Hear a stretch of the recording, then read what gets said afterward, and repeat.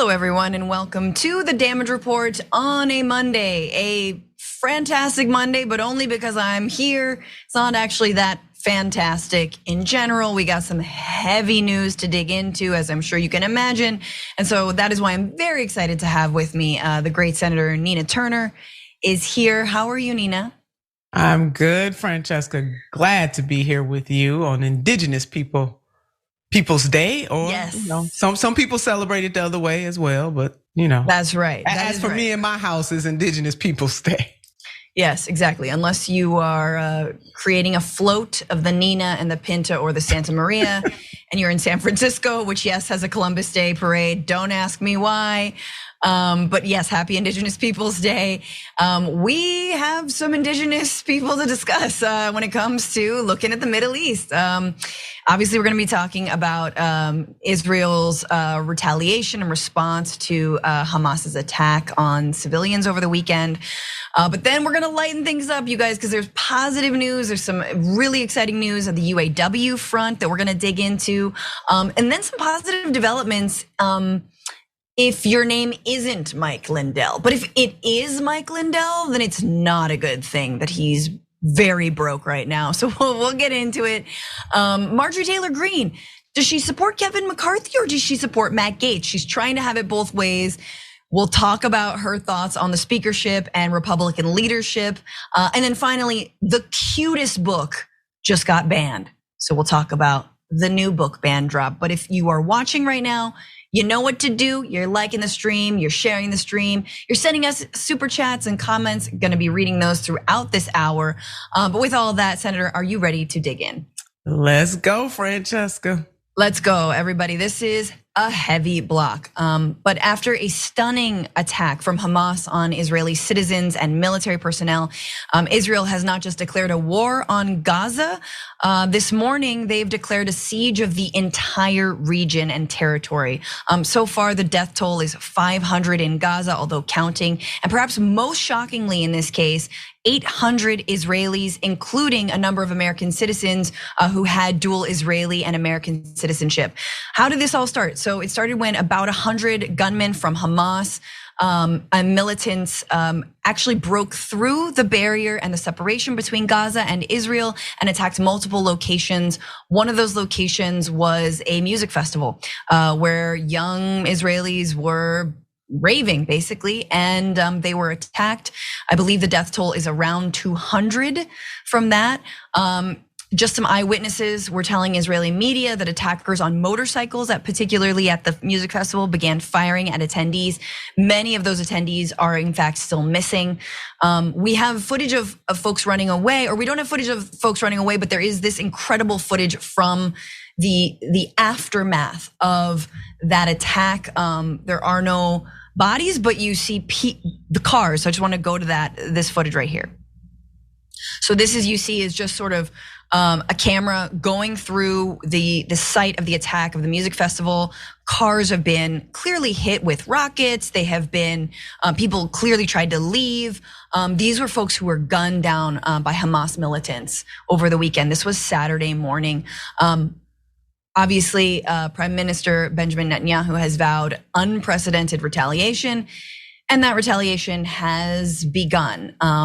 As we have seen before in Gaza, Israel has waged an all-out war. Here is just a little bit of that footage. One of these is a building that has been completely leveled. Take a look.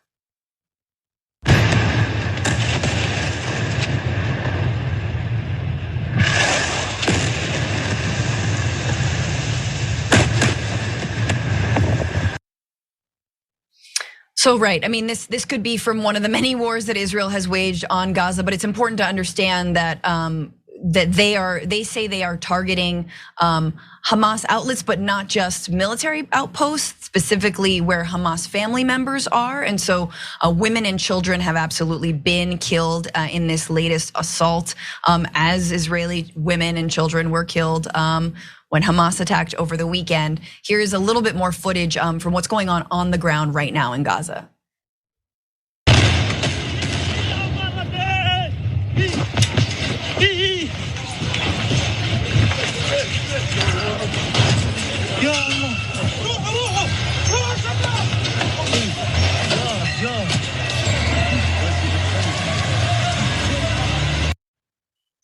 So there you see it looks like a fire engine, and there's a young boy there running to get out of the way.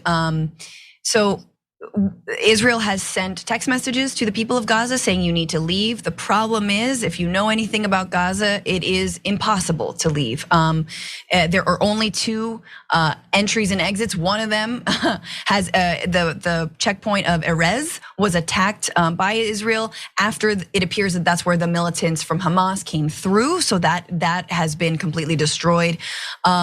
And then the other with Syria takes weeks and weeks and weeks to get permission to actually leave. So while the government of Israel is telling Gazans to leave, they have nowhere to go. It seems like about 123,000 Palestinians have been displaced. A little bit more on what's going on the Gaza side and in retaliation here. A medical aid group, Médecins Sans Frontières, I don't speak French, but again, Medics Without Borders, said a nurse and an ambulance driver were killed in Israeli strikes onto hospitals in Gaza. This is sort of commonplace when Israel attacks Gazans. They often will target ambulances, then they target hospitals as well. A doctor spoke out. This is Kamis Alessi, who is a neurorehabilitation and pain medicine consultant in Gaza City, told the BBC, everywhere you go in Gaza, you see funerals, you see death. He says, it's like you're watching a movie about the end of life on this earth. So some grim news to kick off this Monday, but Senator, I wanted to, before we get into what the United States has said and what politicians over here are saying, just your reactions and thoughts on this. Yeah, Francesca, completely harrowing.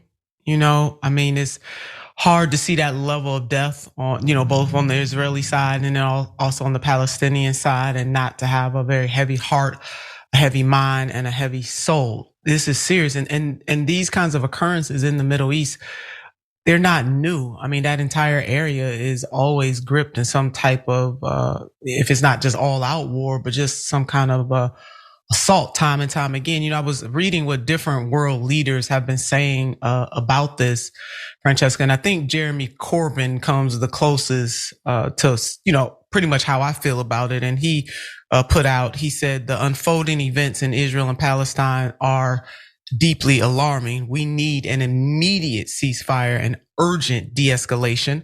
And we need a route out of this tragic cycle of violence. Ending the occupation is the only means of achieving a just and lasting peace. And I just want to put a finer point on that lasting peace and what is the true route out of this, because these kinds of actions, although again, not called all out war as Israel has declared war, Hamas attacked them, I get it. But what after this? What comes after this? Is it going to continue to be skirmish after skirmish? I mean, can you imagine living in that region and always being uncertain about your life? Can you imagine being in the Gaza Strip? And as you laid out, Francesca, virtually nowhere out. Mehdi Hassan, who's also a journalist, a reporter, when he put out that the prime minister told Gazans, get out and get out now. Basically, I'm, paraphrasing, and Mehdi laid it out. It's like, how? I mean, what, you want them to swim for it? And that is absolutely legitimate. So as we deal with this war and the ripple effect that it's going to have on everyone, what is the world going to do, starting with the United States of America, to broker a lasting peace, to have justice and security for both peoples? That's the only way. And it's incredible. I completely agree with you. And yet saying something as simple as that, as wanting a lasting peace, will get you in trouble now, because apparently we're only supposed to be talking about more bloodshed and retribution and things like that. I do want to mention that the biggest part about this, going back a little bit, producers, sorry, I skipped this part.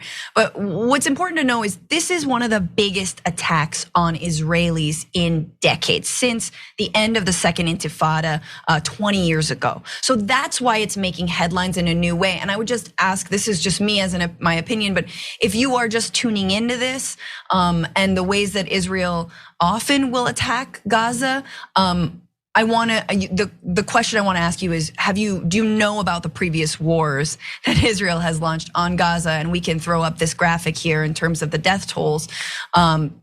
This is from the United Nations Office for Coordination of Humanitarian Affairs, looking at wars on Gaza that Israel has waged throughout 2008 and 2009. Remember when Barack Obama was just coming into office, right?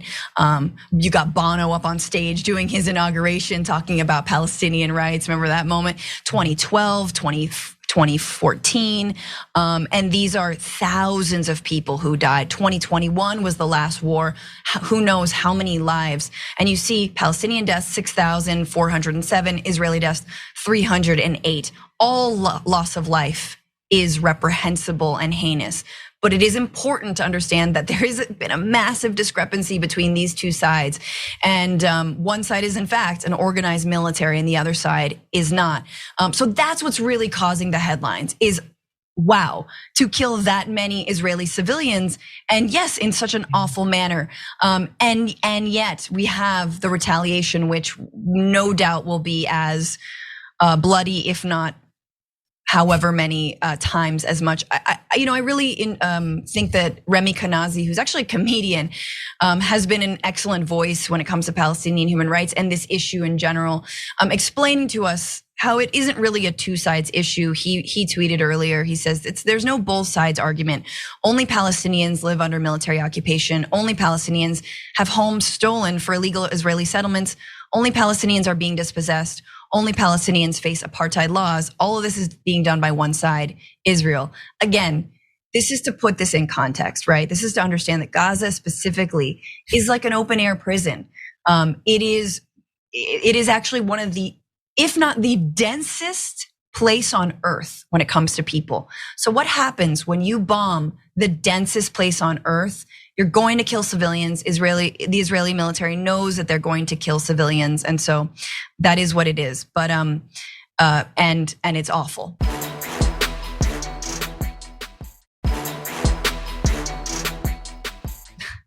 But let's move on because we got to look at what's been going on here. What is the United States' reaction to all this?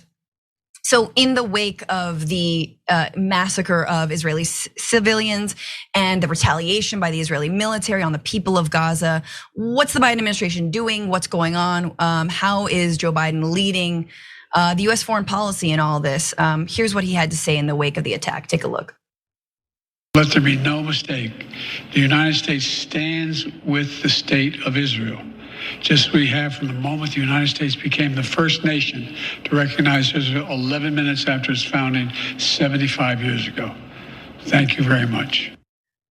Right, so reaffirming the long-standing support of Israel, and since, he said 11 minutes since its founding, which arguably is part of an ongoing legacy of occupation, the fact that Israel continues to grow its borders every single year as it takes more and more land from Palestinians. But anyway, as expected, President Joe Biden standing firmly and sending more military aid to the military of Israel. So specifically, and General Lloyd Austin announced they're sending the USS Gerald R. Ford, which is the Navy's newest, most advanced aircraft carrier. It's got approximately 5,000 sailors, a deck of warplanes, it's got cruisers, and it's a show of force meant to be ready to respond to anything from possibly interdicting additional weapons from reaching Hamas and conducting surveillance. Remember, the Iron Dome is an anti-missile defense system within Israel that actually has thwarted some missiles that have been sent from Hamas fighters in Gaza. So that's something the United States has also given money to. There's a lot of geopolitics to this, Senator. One of the pieces of this is that Hamas claims that they've had support from Iran in this attack. We do know historically that Iran has supported Hamas, but this was a statement that Reuters from Iran that they gave to Reuters, excuse me. They said, we emphatically stand in unflinching support of Palestine. However, we're not involved in Palestine's response as it's taken solely by Palestine itself. They said that on Sunday. But because of the Iran connection here, we all know that even though Joe Biden is sending more weapons to the region and he's sending this fighter aircraft to the region, that he is being hit because recently he decided to unfreeze $6 billion of Iranian assets in exchange for a prisoner swap. We're talking 5, I believe, American prisoners for 5 Iranian prisoners and $6 billion in Iranian assets, unfrozen, but specifically stipulated to only be for, there's a lot of conditions on that aid. Anyway, of course the right is freaking out and blaming Joe Biden somehow for Hamas's attack on the Israeli citizens. Steve Scalise tweeted, the Biden administration must be held accountable for its appeasement of these Hamas terrorists, including the handing over billions of dollars to them and their Iranian backers. Nina, you knew there was gonna be some way to reverse engineer that the Joe Biden crime family somehow did this, but maybe weigh in. I mean, I have thoughts around the Iran stuff, but any initial reactions to Biden's role in all this? I mean, nothing of this magnitude. First of all, the Republicans, they don't have a real argument here and they just making things up as if what is happening right now in the Middle East is not big enough to continue to bring more drama to this on the American side. It makes no sense. These two things are not correlated whatsoever, and they know it, Francesca. And because they don't have better ideas, they don't have the idea to go deeper on this. They don't have an idea about what exactly, how to deal with this moment and how to work toward exacting a lasting peace. That is the only thing. That's the first, second, third, fourth, and fifth concern, because we're gonna find ourselves right back in this place time and time again, unless that is ultimately the goal. So the Republicans are do nothing. They just making up stuff as they go along.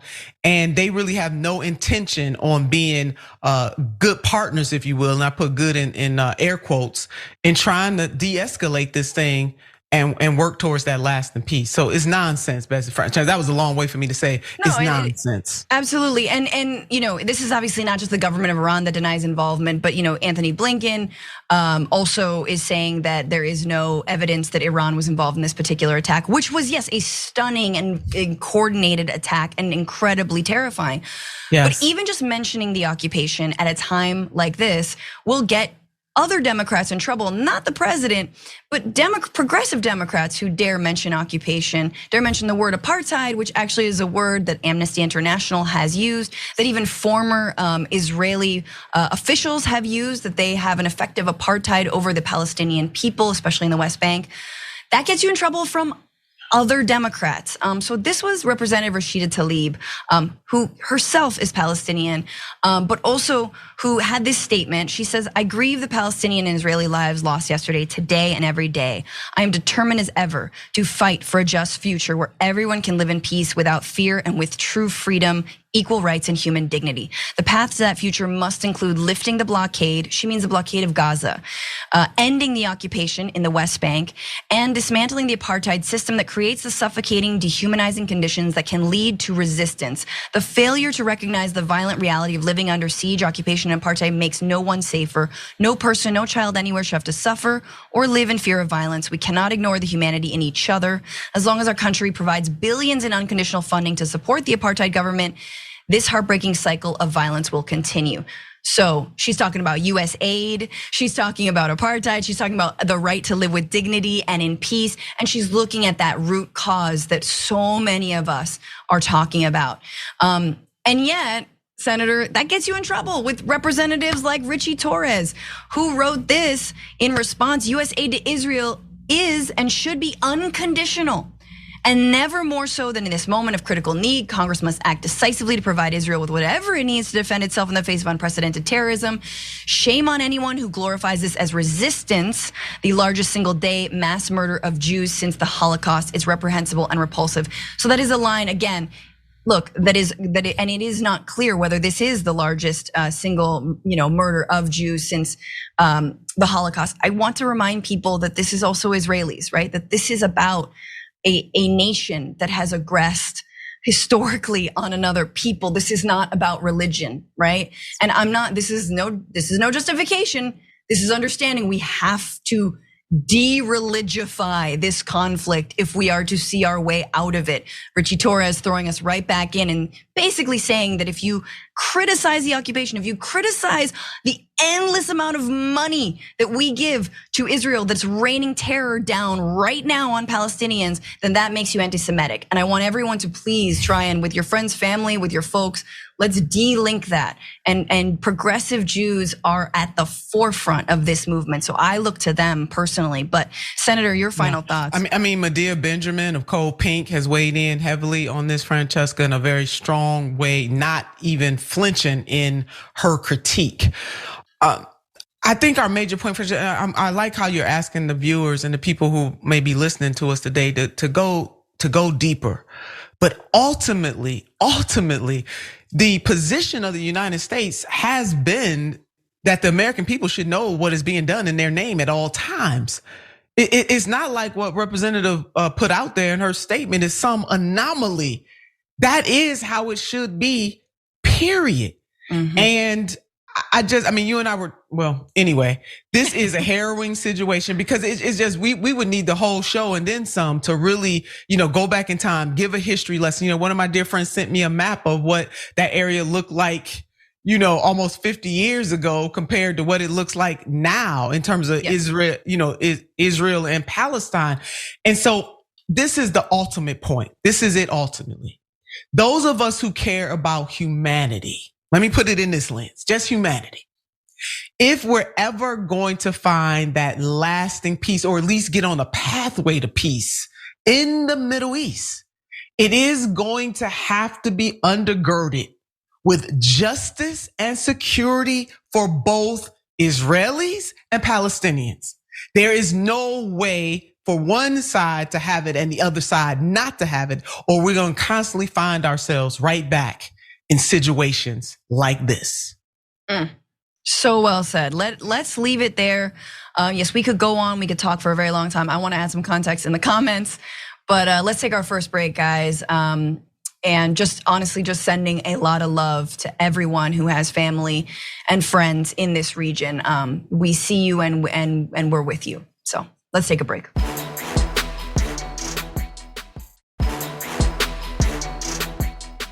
Welcome back to the Damage Report. Francesca Fiorentini here with Senator Nina Turner. Let's jump back into the news. He's been on the campaign trail, so let's open with a Trump rally, but not with Trump, but with someone who just sort of laid the ground for this Iowa rally. Take a look. We pray that you will impart wisdom to our president as he goes forth to stand in our place. We ask that those who stand against him would be put to silence, that those horrendous actions against him and his family would be exposed and struck down. Cool. So that was, I guess, the faith leader in Iowa opening Trump's rally there in Waterloo, hoping that Trump's enemies would be brought to silence, made to silence. What was that? What was that really disturbing language that he used? Again, it's like a soft, fluffy way of saying we need to like again, kill our enemies and our political enemies. It's just like you would look to the faith leaders to not be the ones to say that, but hey, guess what? Whatever.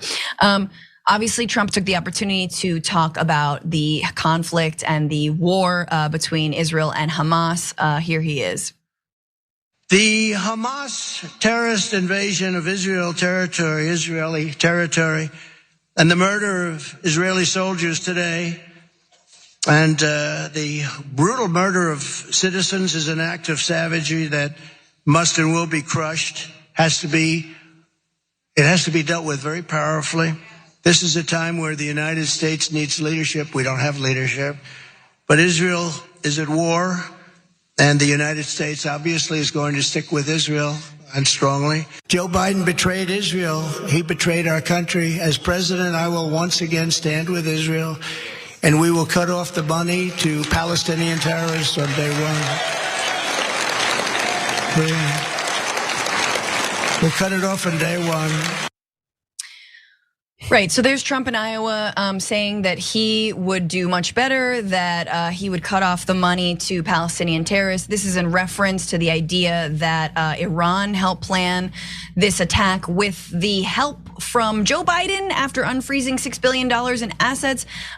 Some might argue that geopolitically, it's the fact that the Trump administration backed out of the Iran deal that was spearheaded by the Obama presidency that has led to more extremism in the region in general. But hey, tomato, tomato, what are you gonna say? Just as a reminder, what did Trump do while he was in office? he's obviously said he's incredible, that he did an incredible job leading, but his own record in helping Israeli Prime Minister Benjamin Netanyahu during his time in the White House, he pointed to policy actions like support of Israel's claim to the Golan Heights, as well as his administration's recognition of Jerusalem as the country's capital and relocation of the US Embassy to Jerusalem. The moving of that embassy was seen as a risk to the tensions to the region that went against years of US policy to avoid establishing an embassy in a contested city. Yeah, Donald Trump has a settlement in Israel named after him, people. Do you understand what that means? Like a settlement is an expansion of territory occupied by Israelis into Palestinian land that is straight up named after the former president. So spare me on the you did this, like you made it better. You made it worse, dude, and you know you did. Biden, however, has not moved the US Embassy out of Jerusalem.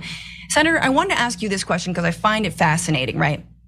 Right now, Republicans are threatening to bring the entire government to a halt because of US funding of Ukraine's defense of its own sovereignty, right? After being attacked by Russia. And yet, you don't see anyone saying that we need to pull the amount of money from Israel in this case, right? Like that somehow there is no understanding that in this case, Palestinians are very much the Ukrainians on the Ukrainian-Russian side of this. And which I guess maybe is maybe that actually fits in their narrative. Yeah, they support Israel and they support Russia in all of this. But anyway, thoughts on whether Trump wouldn't, all the things that he says he would have done.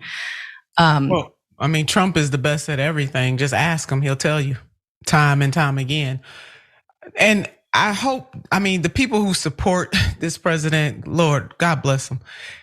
No US money has gone to help any Palestinian terrorists. Okay, just be assured of that. That is not happening. It is a ruse that this president is throwing up. Nothing can be further from the truth, Francesca. Yeah. And the fact that people would even believe that, and this connection that they're trying to make between, the agreement or the deal that was made with Iran and what just recently happened, there is no connection there whatsoever.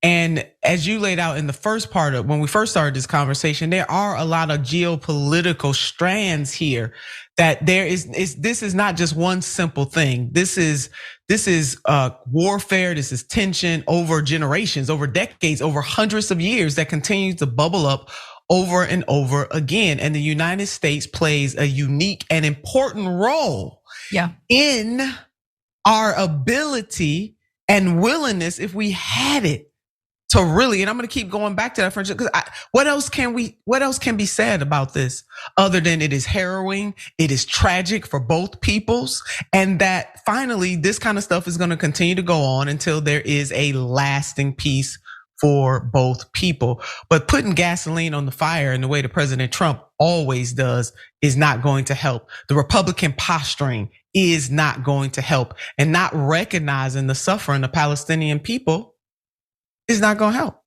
And I also have final thoughts on Trump and when it comes to Israel-Palestine. If you need any evidence that, when we critique the state of Israel, we are not critiquing Jews or Judaism at all. Look at Donald Trump. Absolutely not. The man who leads and it is absolutely an emblem of power for all white nationalists who chant, Jews will not replace us. They love Israel, right? How is that possible? Why was Benjamin Netanyahu the very first world leader to call Donald Trump and congratulate him for his victory on the same night that a Jewish cemetery was defaced in celebration of Donald Trump winning? In the same night that Richard Spencer led a group of Nazis in a Heil Hitler suit to celebrate Donald Trump winning, okay? Don't get it twisted, all right? The state of Israel is not supportive of the Jewish people and all Jews around the world, right? They want to be, and they want to silence anyone to critique their treatment of their own citizens, as we see right now, what's going on in their judiciary, which is a massive mess. They want to use it to silence anyone who critiques their treatment of Palestinians. And there you have Trump. The far right loves the militarism. They don't care about Jews. You can see it every single day when their stupid little shooters. I'm sorry, now I've gone off the rails. Their stupid little mass shooters go in and kill people in a synagogue. All right. There, that's all. Let's move on though, because it makes no sense though, Francesca. I'm glad you're laying out the indiscrepancies here, the cognitive dissonance, that one of these things don't fit at all. And people need to understand that, again, connecting the dots. Donald Trump is just posturing, but when you peel back the layers, as you laid out, the type of white supremacists, and I'm not saying that all of his followers are white supremacists, but there's a white supremacist strata through some that support Donald J. Trump, President Trump, and it's very clear. So no, this does not make sense. And most of those who roll that way are anti-Semite, they're anti-black, they're anti-gay, they're anti-woman, they're anti-everything. There's an undergirding of that. Usually where you find a bigot, everything else follows. So this does not make any sense. And one other point, Francesca, even before this started, remember, millions of Israelis took to the streets. You talked about the judiciary over there, took to the streets in protest of the current prime minister before this war broke out. So there's a lot here. There are a lot of layers to this right now. Absolutely. Well, let's move to what else Trump was getting up to. So Trump was on the campaign trail in Iowa, and he decided to talk about his legal troubles in New York there. This is obviously the dismantling of the Trump organization as he knows it. And I think most curiously, we're all wondering, why didn't his legal team request a trial by jury, which would arguably have been much more favorable to him? Instead, he's leaving it up to the judge. Here he was defending that move at a rally. How about the one in New York? She values Mar-a-Lago at 18 million and she convinces a judge. Now, you don't know what Mar-a-Lago is, but you sort of do. So some people say it's worth 100 times that number. She values it at $18 million. And I said, there's something wrong here. And everybody said that. And it's probably could be $1 billion, $1.5 billion, could be more than that. So it could be 100 times that amount. These are crooked people. This is election interference. These are very dishonest people. And she has a judge who's a radical left judge, and and I don't get a jury. So even if I had a tough jury, I'd win. But I'm not allowed to have a jury. Nothing to do with checking a box. You know what that they're also the lawyer. No, you can't check a box. There's no box to check. Okay, so then he starts to go into what he's explaining. They say I don't have a lawyer, but I do. But you can't check it anyway. He clearly doesn't know what's going on. Before we move on to the lawyer or no lawyer, it's worth 100 times 18 million. So it's worth $1.8 billion. You're saying Mar-a-Lago's worth almost $2 billion? No. Yeah, like what's under Mar-a-Lago? Like, unless there's some lithium mine, which it's just gators and former ex-wives. You know what I'm saying? Like, that's all that's under Mar-a-Lago right now. But let's go because there's actually more about why they didn't request this jury trial. Apparently, his legal team technically did, according to the Daily Beast. Haba did request a jury trial. That's his lawyer.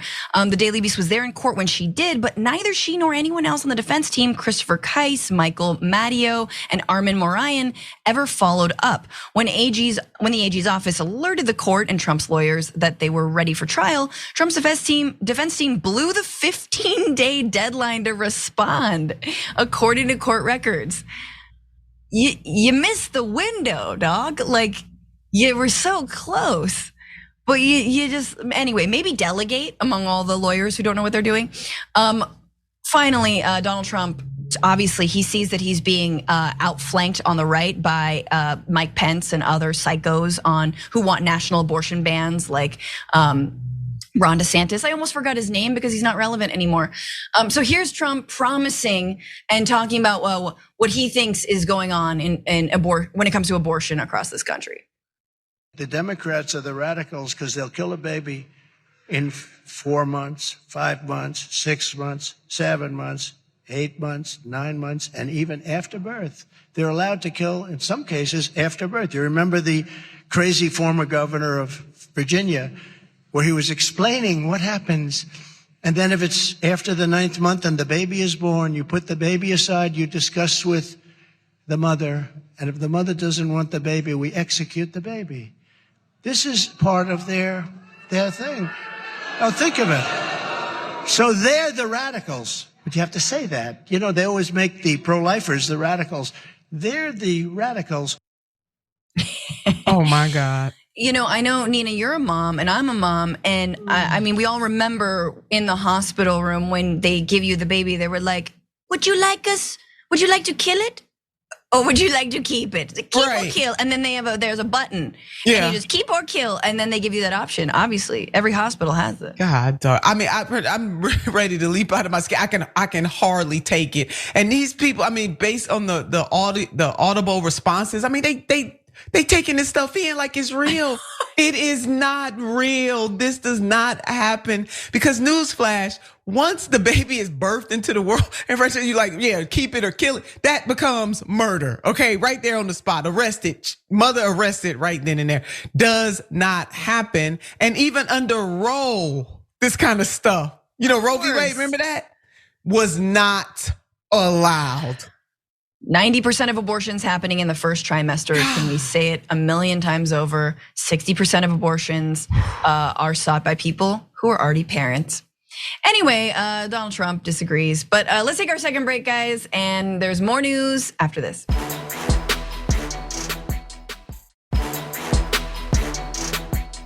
Welcome back to the Damage Report here with Francesca Fiorentini and Senator Nina Turner. We have great stories, actually. Nothing but up from here after some downers earlier, I guess. Important, but downers. Let's start with this labor update. Take a look. GM has now agreed in writing to place their electric battery manufacturing under our National Master Agreement. We've been told for months that this is impossible. We've been told the EV future must be a race to the bottom. And now we've called their bluff.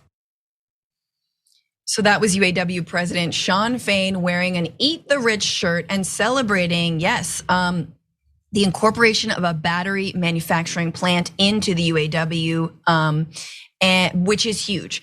This entire strike has been undergirded by big auto companies and major media outlets saying that, well, it's a transition to EVs that actually really hurting everybody, and workers could get more money if they would just, not make any electric vehicles. And like climate and labor, I guess they're at odds. And Shawn Fain and UAW workers and battery plant workers are showing you that is not the case. So what happened? Battery plant workers loom large in what the union calls a just transition away from combustion engine cars and trucks towards EVs. The union has worried that Ford, GM, and Stellantis, which owns Dodge and Jeep brands, would use the manufacturing pivot as an opportunity to shift away from union labor towards lower wage, non-union workforces. In other words, they've been allowing their battery plants to go ununionized, right? And that has been, and they've been pitting workers against one another. But GM saying, yes, okay, we'll put these battery plant workers under that union national contract. That's massive. Fain didn't announce any more strikes, but there's a little bit more from him on the state of everything and what this means for the broader fight. Take a look. GM did something that was unthinkable until just today. They agreed to put the future of this industry under our national agreement. This victory is a direct result of the power of our membership. It's your willingness to stand up when called. It's your commitment to winning what you are owed. If they want to avoid further strikes, then they will have to pony up. And I've heard members who want to bring down the hammer, strike all the truck plants, hit the big three where it hurts. And there is a time and place for that. And believe me, if the big three don't continue to make progress, that time's going to be coming real soon. So there he is, Sean Fain talking to his membership. Like, I know everyone's chomping at the bit, let's go on strike more plans. He's like, but we always can do that. It really was pressure that led to this move from GM. He said that a threat to the GM's assembly plant in Arlington, where they have their SUVs and the Chevy Tahoe, the Cadillac, like that, they were threatening a strike there. And then GM was like, okay. Sean Fain doubled down and said, look, not everything is about pulling out the bazooka. We've been very careful about how we escalate the strike. We've designed the strategy to increase pressure on companies, not to hurt them for its own sake. Senator, I wanted to kick it to you on this massive victory and just sort of the overall, how this is playing out. Yeah, Sean Fain is really one of my, he's one of my spirit forces, whether he knows it or not, babe. He is doing this thing, and he's enlisting strategy. I mean, he's being very strategic, and I like how he's saying to his members, okay, now we got this. The reason why we are here and able to claim some of the victories that we have thus far is because of you. We're gonna do this strategically. He's not shying away from bumping up against the big three, but also letting his members know, now we're not just gonna run out there and just do anything. We're gonna do this in a very strategic and tactical manner. And Francesca, I like how he said we're winning what we're owed. Now let's just go and put an underline and exclamation and a bold on that one. Not winning something that they're just giving to us. No, we are owed this. And it is, I think, so refreshing to have a labor leader remind their members, and hopefully by extension, reminding working class people in this country that you owed some stuff.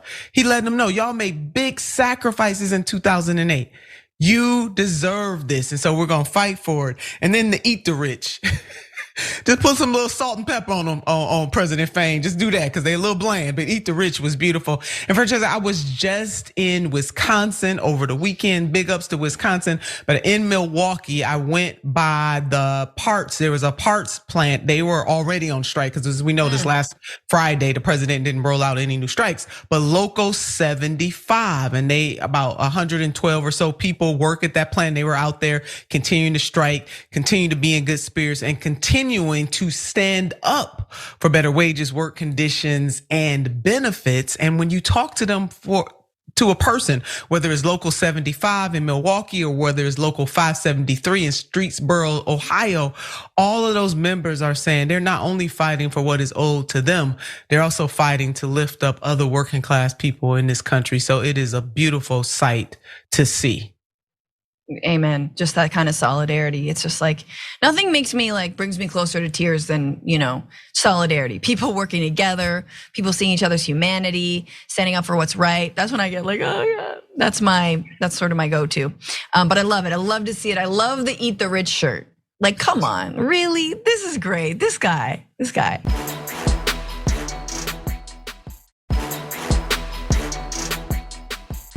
But hey, it's another week and there's still no Speaker of the House in Congress. So do Republicans have a plan for getting on the same page and electing a new speaker?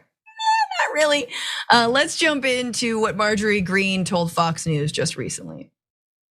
Can you walk us through what will take place this week with regard to the Speaker of the House? Yes, absolutely. We're in a serious weakened position, Republicans that control the majority in the House of Representatives. I want to remind everyone that we barely control the majority of the House, and that's only 1/3 of the federal government. What happened last week, I completely disagree with. It was 8 Republicans joining with all the Democrats in the House and basically throwing the gavel on the floor and saying it's now up for grabs at anyone that wants it. This is not a serious thing to do when you control the House of Representatives. That was Representative Marjorie Taylor Greene making sense for the first time. Also, Marge watches this show. Sup, girl? How you doing? I agree, although I do feel like throwing a gavel on the floor and seeing who gets it first, especially if it was in like some oatmeal, would be kind of fun to watch, especially among Republicans. But there you go. So pay per view, Francesca. Pay per view. I mean, yeah, right. They all have like a Patreon for like their different podcasts, as if they need money. So that she said they're weakened, and I would agree with that. Republicans are absolutely weakened. But she continues, she actually has some good words to say, good things to say about Kevin McCarthy's leadership and what she was able to get done. Take a look. And no matter how you feel about Kevin McCarthy, I can tell you I was getting things accomplished because through Kevin McCarthy, I was able to get the Ukraine money taken out of the defense bill. And I fought very hard for that. And I'm proud that that happened. I also got an impeachment inquiry launched, which without a vote in the House of Representatives. And that was because I urged him to do it. And it was so important to seriously go after the Bidens for all of their criminal and corrupt actions they've taken while Joe Biden has held power. So I want change in Washington too. I think it needs to happen, but the only way real change can happen is when we control the White House, the Senate, and the House of Representatives. But I'm very concerned about where we stand right now. Who are you supporting?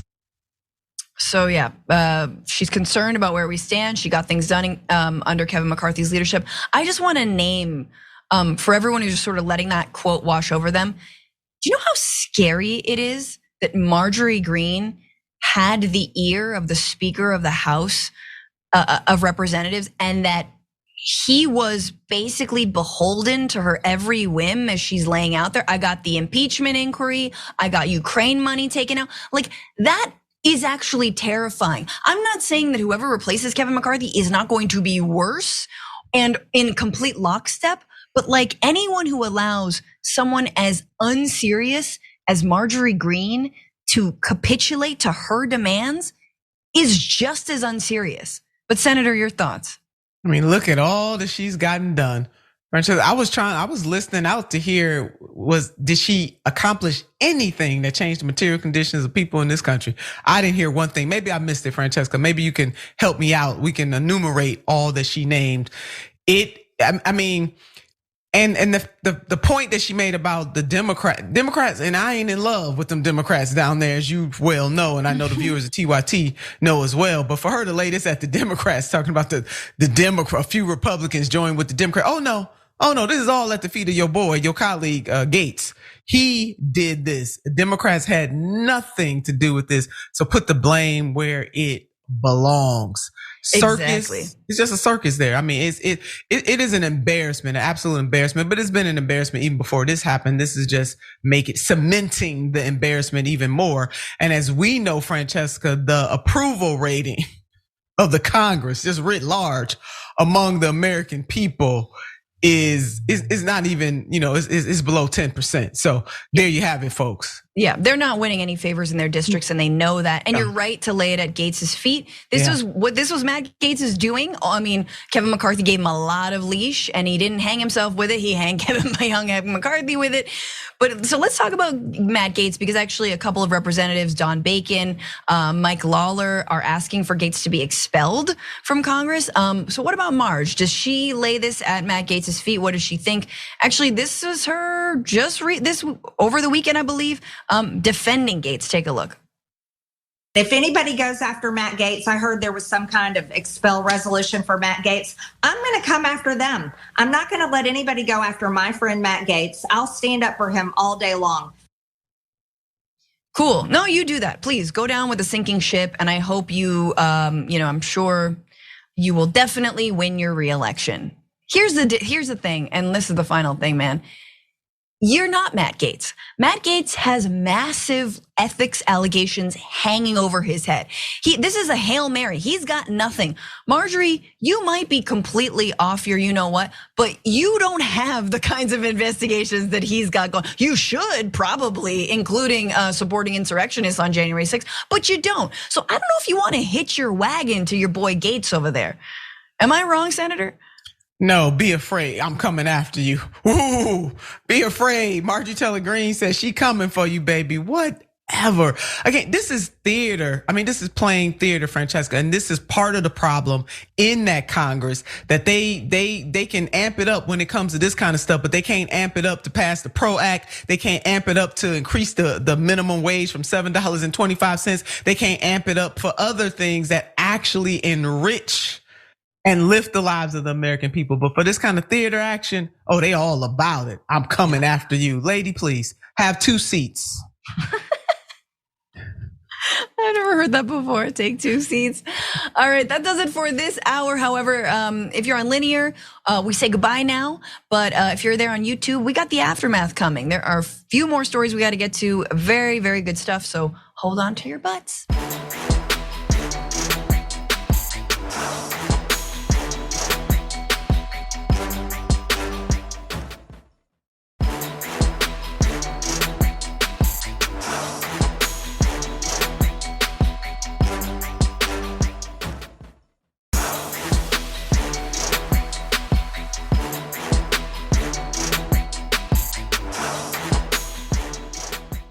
Thanks for listening to the full episode of The Damage Report. Support our work, listen ad-free, access members-only bonus content, and more by subscribing to Apple Podcasts at apple.co/TYT. I'm your host, John Adarola. I'll see you soon.